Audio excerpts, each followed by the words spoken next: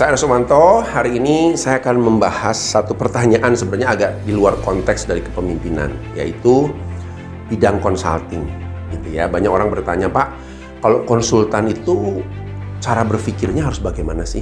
Gitu ya. Saya setuju sekali ya bahwa bidang konsultan hari-hari ini seharusnya menjadi satu fondasi yang kuat ya untuk membantu banyak industri ya, sehingga keahlian atau keilmuan atau skill apa yang dibutuhkan sebagai seorang konsultan, gitu kan ya. Saya kasih bocoran sedikit ya, bahwa konsultan itu pertama harus punya pola berpikir yang benar. Makanya saya bilang kepada tim saya bahwa sebagai konsultan itu Anda harus menguasai bagaimana cara mengidentifikasikan masalah ya. Jadi kita nggak sok-sokan, kita merasa kita ngerti, lalu kita minta orang untuk membeli produk kita. Nanti dulu ya, tugas kita adalah membantu perusahaan menyelesaikan masalah mereka, bukan jualan sesuatu yang sudah solid dan seperti obat yang serba bisa gitu ya. Enggak. Artinya Anda harus mulai menggali dulu apa sih kebutuhan klien saya, apa sih yang mereka hadapi, masalahnya seperti apa. Identifikasi harus kuat. Ada nanti teknik-teknik dan ilmu mengidentifikasikan. Kita harus gunakan itu, ada brown paper,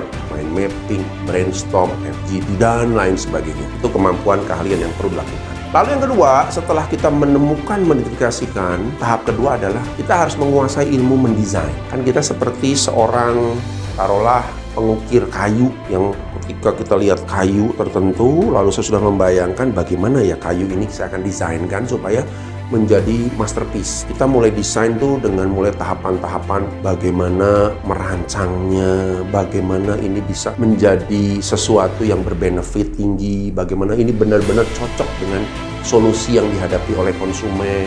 Ketika bentuk desain itu sudah mulai terlihat, barulah kita menjadikan sebagai sistem yang nanti dibeli. Jadi sistem itu yang digunakan ya. Bagaimana prosesnya, bagaimana memakainya. Kadang-kadang di konsultan juga banyak konsultan yang membuat sistem, lalu sistem itu tidak bisa dilakukan secara efektif kalau kehadiran dia nggak ada gitu ya. Jadi ini juga tergantung pada model konsultan.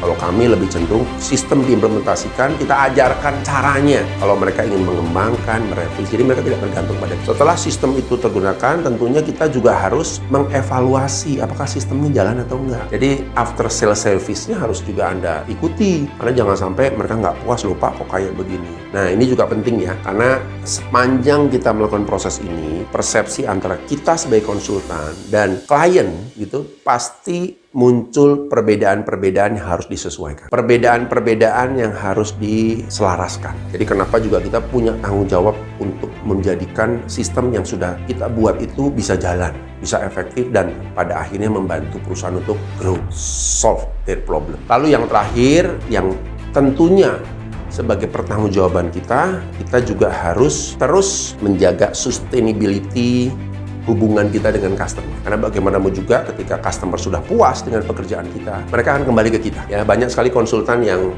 one shot, tembak, kualitas nomor 2, nomor 3, nomor 4, terserah. Kalau mereka nggak ambil lagi ya sudah, dan seterusnya. Nah, hal ini tentunya menjadi sesuatu yang merugikan. Kalau kita ingin sustain industri kita harus jaga komunikasi, kita jaga servis kita terus-menerus. Kalau dalam bidang konsultan beda ya, ketika orang membeli barangnya bisa digunakan, fine. Kalau sesuatu rusak ya sudah resiko. Tapi jasa, ini bicara reputasi, bicara nama baik, bicara satu desain yang bisa jadi masterpiece. Jadi kalau bisa merubah perusahaan menjadi lebih efektif, tentunya ini masterpiece yang luar biasa. Buat kita sebagai konsultan, juga buat klien sebagai yang memberikan jasa. Itu satu syarat yang mungkin kita akan bahas banyak ya, tentang bagaimana bidang konsultan ini tetap menjadi bidang yang banyak dicari sebenarnya kalau Bapak dan Ibu tahu. Ya hanya tinggal bagaimana sih memasarkan, mengembangkan bidang konsultasi kita ini supaya tetap profesional dan orang bisa menghargai reputasi yang kita punya. Baik, terima kasih.